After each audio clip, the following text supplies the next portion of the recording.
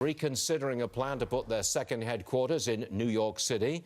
Andy Puzder is with us, former CKE restaurant CEO. All right, I know what you're going to say, Andy.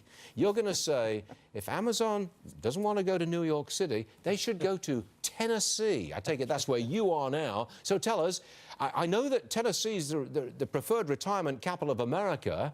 What else it got to offer? Hey, look, no state income tax, no estate tax. Capital gains tax is low. It's about 4%. It's going down 1% a year.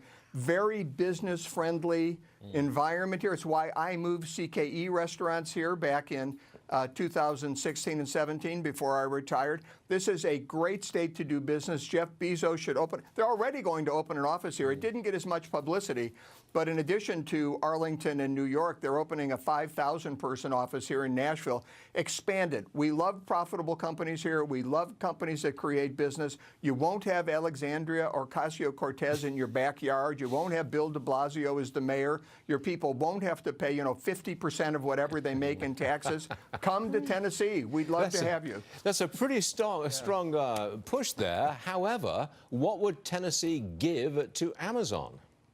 I think they would make a rational offer to Amazon. This is a very financially savvy state. They run the state extremely well. We're actually expanding our airport right now. This really would be an ideal place for Amazon, and I think if they come here and talk to us, they'll find out that they can get a good deal. Andy, are you on the payroll for the Tennessee state government or something? You're making quite a pitch here. No, I do own property here. That's it. He declares his interest, finally. Okay. Now, we got this report at 10 o'clock. By the way, nice tie, Stuart. What's my tie got to do with it? We're on a roll It's the same tie I'm wearing. I just wanted to let you know how much I like it. Oh, we match. We match. Yes, I think we went to the same store in New York City. Okay. There you go. Now, about a half hour ago, 10 o'clock Eastern time, we got this JOLTS report. There's job openings. How many job openings are there? Stunning number, 7.3 million. What does that tell you about the economy? Well, this is spectacular news. You've already, as the president pointed out in the State of the Union, you've already got more people working than have ever worked. Their wages are up more than in a decade. And with the tax cuts, they're taking home more of what they earn. So they're spending. Spending drives 2/3 of our economic growth. So for the coming year, what this tells you is there's another 7.3 million job openings out there, and you've only got 6.5 million people that the Bureau of Labor Statistics considers unemployed. Wages are going to continue to go up. People are going to continue to spend, and businesses are continuing to hire. This is spectacular news. But it's so diametrically opposite to the kind of financial news you so often read in the establishment media. And we got another one this morning. I think it was Gallup did a poll of how you feel about your own personal finances. 69% thought that they were going to be better off a year down the road. You don't hear stuff like that until now. No, that was the highest percentage since 1998. And in 1998, they set a record of 71%. We're only a couple percent from setting the record for how good people feel. The Democrats and the financial press, they're almost in this position of arguing, who are you going to believe, me or your wallet?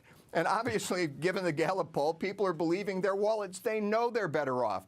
The Democrats are trying to convince. Stacey Abrams did everything she could with no facts, no data, to try and tell people that the economy is in terrible shape. She made a good shot at it. But the American people just didn't believe her because it's not true. You hear it all the time. Yeah. We're all hurting. Yes. It's a terrible place to live. America's a mess. The economy is a disaster. I'm sorry. Not true. That's what I hear coming at us all the time. Yeah. It just doesn't feel like that to me. Now, you can say I'm a privileged elitist. I sit in the middle of New York City, et cetera, et cetera, et cetera. But, it just doesn't ring true to me. Well, Stuart, think about it.